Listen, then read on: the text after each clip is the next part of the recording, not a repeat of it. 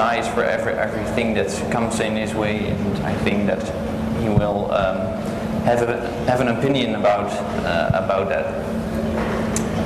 I think that's a true engineer finished here, this faculty. And I think I will have an opinion about everything as long as I have my time to look at it. And yeah, that's what I think about the true engineer here. And what do you bring to society when you are finished? Do you know what you would like to? What I bring to society is my opinion and my vision, and I think you do need a personality, but I don't think you need to express it that much. As long as you have one personality, so your opinion is you're listened to. So yeah, that's you need personality. Like I said. I'm sorry to interrupt, but we have another question. Yes, my name is Steven. Well, actually, I'm not an engineer. I studied physics in Leiden, so it's almost as technical, I think, as most of the studies you're doing here. But I'm wondering why the question whether being an engineer or whether not being an engineer, it's posed here. I've never heard this question during my studies in Leiden, although it was as technical, I think, as for example, industrial design. And so I'm just trying to figure out why it's being an engineer apparently so important for you. It seems to be a part of your personality, and for me that's a bit different. It's a different point of view.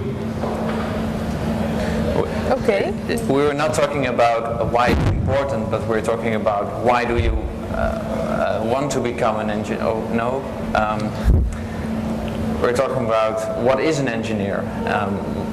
What are you? Who are you when you're finished? Where are you in this whole world? It's not about why do I want to get my title? No, but is it very specific being an engineer, or do you agree that being an engineer is just like being a physician or a chemist or a... It's different. You have a different background, but still it's just not just an educated person in life, and whether you're a physician or an engineer, it's in some way it's the same, but you have a different background, and we have a technology background, and I think that's what a true engineer is. But you don't agree, I think? I think maybe it's not useful to discuss about how technical the studies is, but I think it's not related to how technical it is. I think physics in Leiden is almost equivalent to physics in Delft. But there are some differences. Here it's a little bit more directed to applications, that's true. But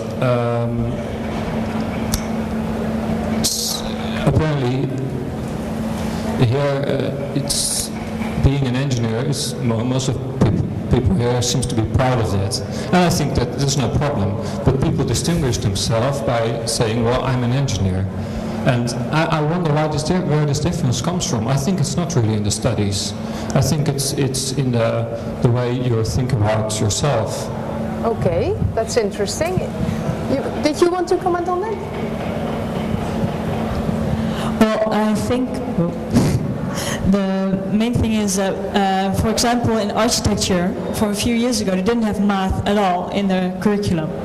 And I think when you graduate here as an engineer, I want to work as an engineer, and I want to be viewed as a real engineer. And if people think, oh, you're from Delft, so what did you study? You might not be a true engineer. Then it might devaluate my value that the image that people have of me when they see on my CV, I studied in Delft.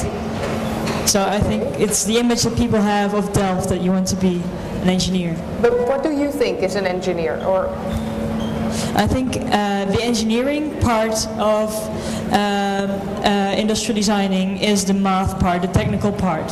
And there's not much more around it than just the engineering part, but engineering is technical. That's what I think. Right. I think when an engineer or industrial design engineer is only calculating, then he's not a good industrial designer. An engineer should always have an opinion about marketing, or at least read a book about marketing and all aspects of the designing, and I think that makes you an industrial design engineer.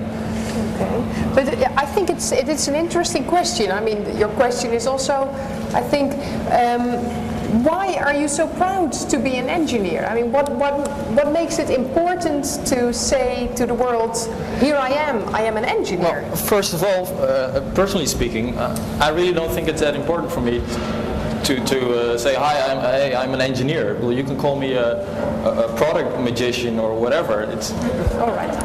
It's about what I can do. It's not about my title. I really don't care that much about my title. I want people to appreciate me for my skills and talents, and those don't depend on my title. Doesn't the fact that you're an engineer say something about who you are and what you can do and where the emphasis has been during your study? It does, but I can finish my study without ever showing up at my graduation and still be the same person. Because it's in the end, it's not really more than a title, I think. Sure, it's very useful to note in your resume that you studied in Delft, because that will probably earn you more money if you want to get a job. But I don't know. I don't really. Well, Clive, you had sort of a definition of the engineer before, and well, I wonder, is this then specific, do you think, to engineers, because someone is questioning that? I think there's more to being an engineer than... Well, I think it's complicated by the fact that, well, let me talk about the American experience, and it may not be entirely relevant, particularly to Delft, as the Technical University of Delft. In American academic circles, engineers are looked down upon at some level because we're not supposed to be as literate, we're not supposed to care as much about music, about theology, or about... We're viewed, engineers, as narrow, gray people, gray the color, people without soul, people who devote their lives to computers and building things as machines. And as a result, engineers in America feel inferior in some ways, while at the same time they recognize, without engineers, this society we all live in wouldn't function. I mean, I've heard brilliant economists stand up before an audience of engineers and say that everything you designers do is wrong. And I ask, well, how did you get here, Dr. So-and-so? You came here on an airplane, you're using a computer to show us PowerPoint slides, so obviously everything we do can't be wrong.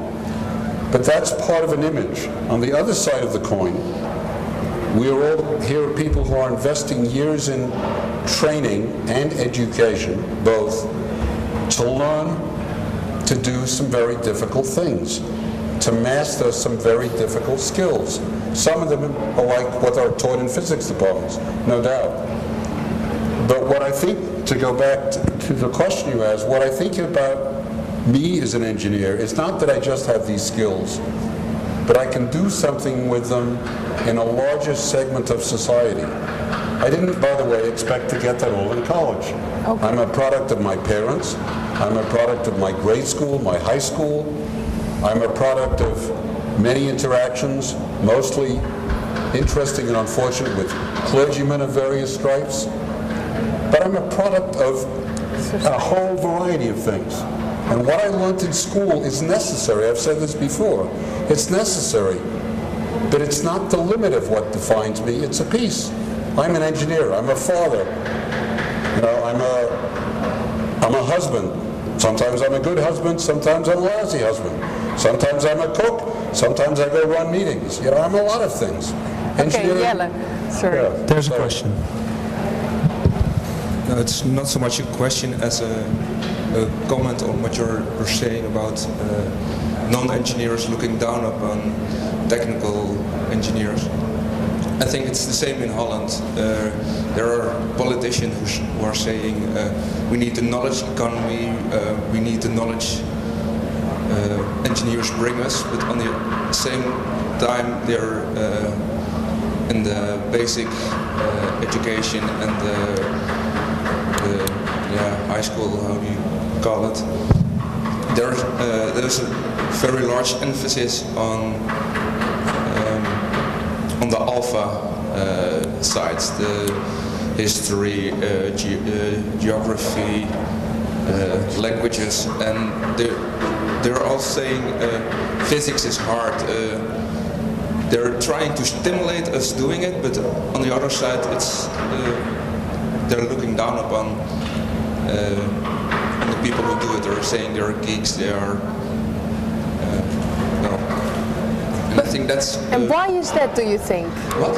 Why is that? Are you not a good enough ambassador, you technicians, of what you do, or? I think that's part of the problem. That because a lot of engineers are very much into the matter, into the technical stuff, but they're they're not so good at expressing or communicating what they are doing to people who don't know much about it. They go too fast, too deep into the technical terms and lose their audience. Okay. And how should they change that? Teach them how to catch a ball. Maybe, well, personally, I don't really feel that way about myself. I do think that I am quite able to tell something or present something about what I designed instead of going into details and losing the audience attention.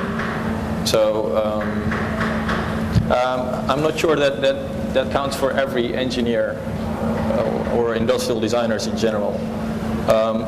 But I do think that it is somewhat true, so maybe we should just put more emphasis on presenting skills and stuff like that in technical studies. Do you think that as well? Hasso? Yes. I think you have to somehow entertain people that are not from the technology, looking from a technology point of view. They have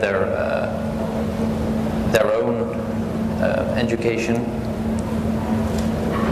and as industrial designer, you should be able to explain your story to someone who is not educated technical.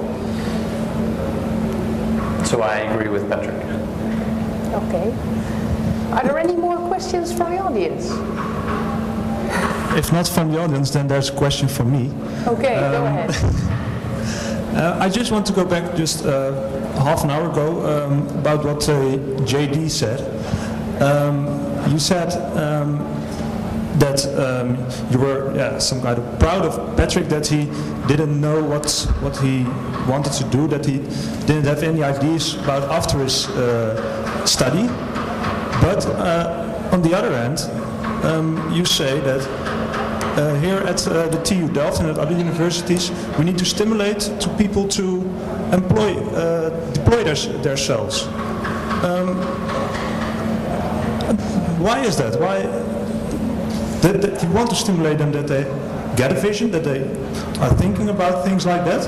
No. But on the other hand, you're happy that Patrick doesn't have a vision. No, well, it's probably the same thing as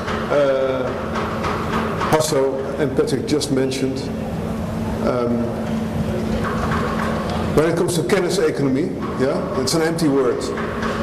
How do you want to solve the problem when it comes to kenniseconomie? Not by calling the problem a problem, but we should probably learn how to catch the ball. So if there's a teacher, the teacher should learn us how to catch a ball.